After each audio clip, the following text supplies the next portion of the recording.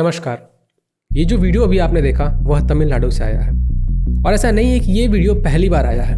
इस तरीके के कई सारे वीडियोस ऑलरेडी तमिलनाडु से पास्ट में भी आ चुके हैं। जब से डीएमके तमिलनाडु में जीती है तब से इस तरह के कितने सारे वीडियोस आते जा रहे हैं और ऐसे ढेरों सारे खबरें आते जाते हैं। कभी किसी 20 साल पुराने मंदिर को तोड़ दिया जाता है, कभी खबर आती है कि 50 साल पुराना मंदिर तोड़ दिया गया, कभी खबर आती है कि 125 साल पुराना मंदिर तोड़ दिया गया।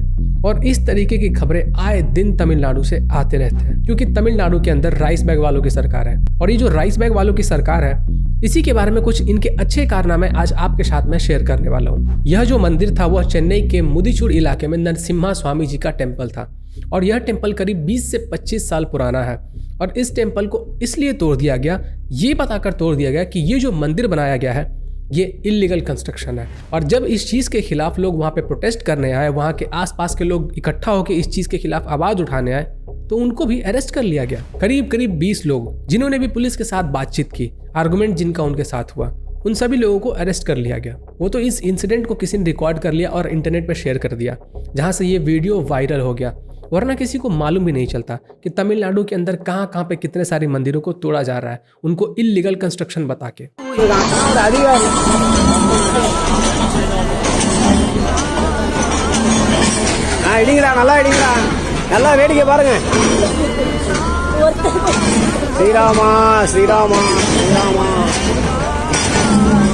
जय श्री राम जय श्री राम ये சந்தோஷமா போட்டோ எடுத்து அனுப்புங்கடா ஒரு இந்துக்களுக்காக சொரணம் வருதா பாருங்கடா ஒரு இந்துக்களுக்காக சொரணம் வருதா இந்த டிஎம்கேக்கு ஓட்டை போட்டு செத்திங்கடா வாழ்க்கையில ஒவ்வொருத்தரும் அவசப்படுங்கடா எல்லாம் அவசப்படுங்க ஒவ்வொரு வீட்லயும் ஒவ்வொரு நெருப்பு எறிண்டான்னு 5 வருஷம் சாக வேண்டியதாண்டா எல்லாரும் இந்துக்களே இல்லாம அழிச்சிருவாங்கடா இன்னொரு 5 வருஷம் நீ இந்துக்களே இங்க வாழ முடியாதுடா நம்மளா எல்லாம் பகவான் இருக்காருங்கிறது எப்படிதான் நம்புறதுன்னு புரியல।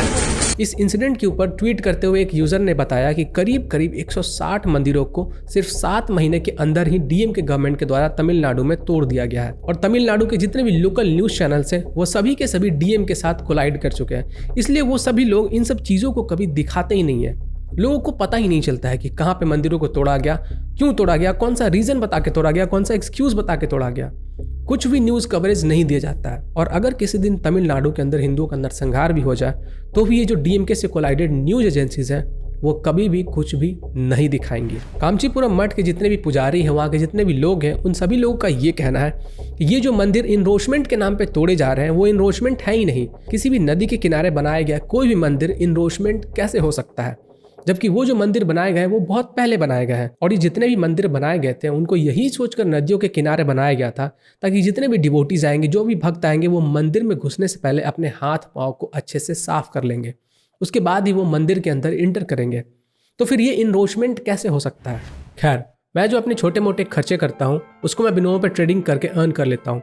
तो चलिए मैं आपको बताता हूँ कि कैसे आपको इस ऐप को यूज़ करना है। तो गाइस, जैसा कि आप देख सकते हो मैंने बिनोमो ऐप ओपन किया हुआ है और फिलहाल मेरा ये जो रियल अकाउंट है इसमें 52,723 रुपीज़ है। यहाँ पे आपको डिपॉजिट का ऑप्शन मिल जाता है, जहाँ पे क्लिक करके आप आराम से अपने अकाउंट में फंड्स को ऐड कर सकते हो। फंड्स को ऐड करने के लिए आपको ढेर सारे ऑप्शंस मिल जाते हैं, जैसे फ़ोन पे है, पेटीएम है, यूपीआई है। तो इन ऑप्शंस को यूज़ करके आप आराम से अपने अकाउंट में फंड्स को ऐड कर सकते हो। चलिए मैं आपको बताता हूँ कि इस ऐप को आपको यूज़ कैसे करना है। ट्रेडिंग करने के लिए सबसे पहले यहाँ पे आपको अपना एसेट सिलेक्ट करना होगा, जो कि मैंने क्रिप्टो सिलेक्ट कर लिया है। उसके बाद आपको यहाँ पे इन्वेस्टमेंट सिलेक्ट करना होगा कि आपको कितने का इन्वेस्टमेंट यहाँ पे लगाना है। फिर आपको इस ग्राफ को प्रेडिक्ट करना होता है कि ये जो ग्राफ है वो ऊपर जाएगा या फिर नीचे जाएगा। तो मुझे लगता है कि जो ग्राफ है वो फिलहाल ऊपर की ओर जाएगा। मैं 7,000 ऊपर की ओर लगा देता हूँ।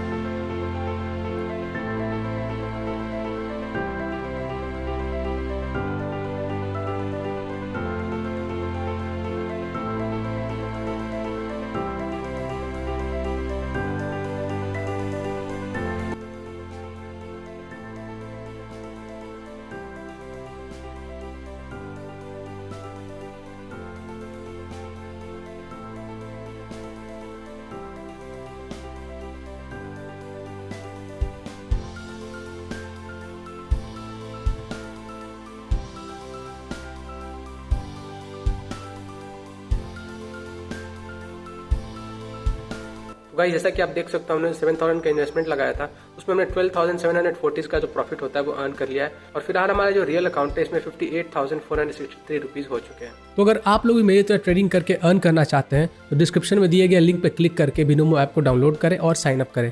और अगर आप लोग मेरे लिंक से डाउनलोड करके साइन अप करते हो तो आपके अपने डेमो अकाउंट में $1,000 का बोनस मिलेगा और उस $1,000 को यूज करके आप आराम से ट्रेडिंग करना सीख सकते हो। और एक बार आप ट्रेडिंग करना सीख गए फिर आप अपने रियल मनी को भी इन्वेस्ट करके ट्रेडिंग कर सकते हो। अगर हमारे किसी व्यूअर को तमिल समझ में आता है तो इस वीडियो को देख के उसका जो ट्रांसलेशन है वो कमेंट करके जरूर बताइएगा। यह जो वीडियो है ये उसी मंदिर के आसपास जितने भी लोग रहते हैं उनका वीडियो है। उनका क्या कहना है जरा सुनिए।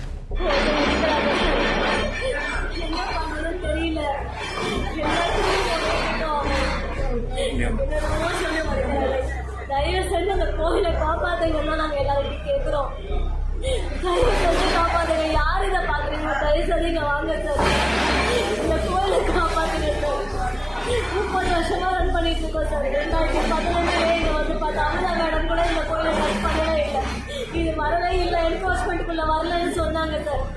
இப்போ திரும்ப இதையெல்லாம் டச் பண்ணி இதை தேவையில்லாம தான் சார் உடைக்கிறாங்க.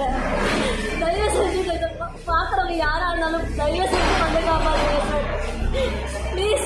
இதை தவிர எனக்கு எதுவும் சொல்லவும் தெரியும். எல்லாருக்கிட்டையும் நாங்கள் கேட்டுட்டோம், எல்லாருக்கிட்டையும் வாங்கிட்டோம். மந்திரிக்க மேடம் என்கிட்ட பேசுறதுக்கு ரெடியாக இல்லை. எவ்வளோ தடவை போய் ரெக்வஸ்ட் பண்ணிட்டோம், ஆனால் கேட்கறதுக்கு ரெடியாக இல்லை. நேற்று நைட் ஈவினிங் தான் ஒரு 5:30 போல தான் பெட்டிஷனை கையில் கொடுத்தாங்க. இந்த மாதிரி நோட்டீஸ் கொடுத்துட்டு இன்னைக்கு இருக்க போகிறோன்னு டைம் கூட கொடுக்கல சார். யாரையும் போய் பார்க்கறதுக்கு பேசுறதுக்கு கூட டைம் கொடுக்கல. இந்த பாருங்க பேசிட்டு எடுத்து வந்து இடிக்கவே வந்துட்டாங்க. இதை நியாயமான்னு மட்டும் சொல்லுங்க. யார் பார்த்தாலும் தயவுசெய்து ஏதாவது பண்ண முடியும்னா அந்த கோவிலை காப்பாற்றுங்க சார் ப்ளீஸ். डीएमके के गवर्नमेंट आने के बाद से न जाने कितने सारे मंदिरों को तोड़ा गया है।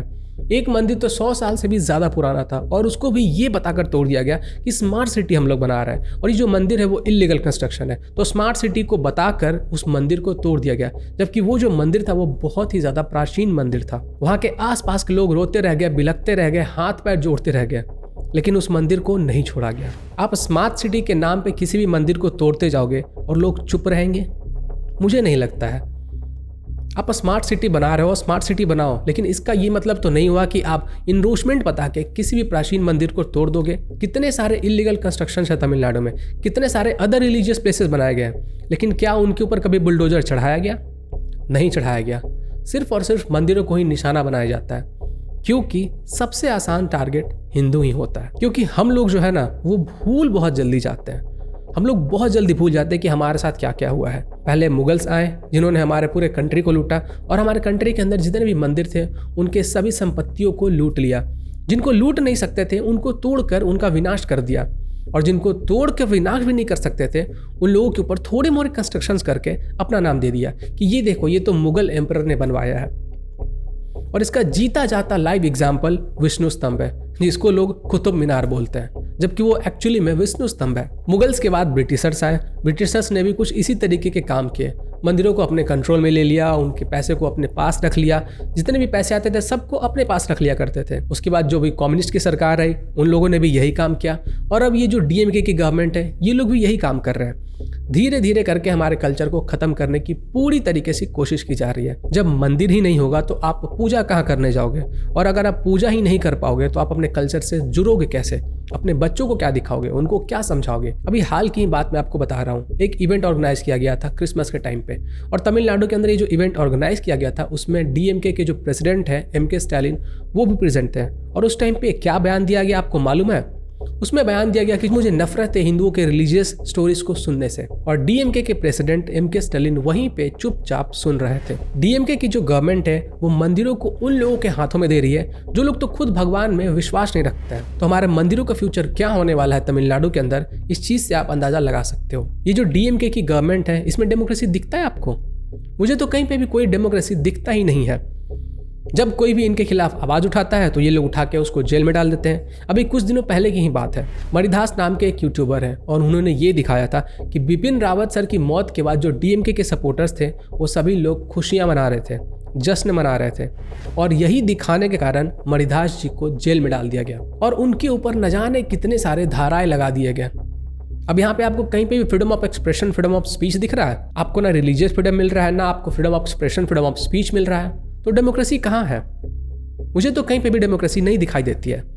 जब से डीएमके की गवर्नमेंट तमिलनाडु के अंदर आई है, तमिलनाडु के अंदर हिंदुओं की स्थिति बद से बदतर होती जा रही है। स्मार्ट सिटी बोल बोल के हिंदुओं के मंदिरों को तोड़ना बंद करो। और जितने भी लोग तमिलनाडु से जो ये वीडियो देख रहे हैं, जिनको हिंदी समझ में आती है, मैं आपसे रिक्वेस्ट करता हूँ कि अगली बार वोट करने से पहले अपने और अपने कल्चर के बारे में सोच लेना, वरना आपका अस्तित्व खत्म हो जाएगा धीरे धीरे और आपको रिटेलिएट करने का मौका भी नहीं मिलेगा।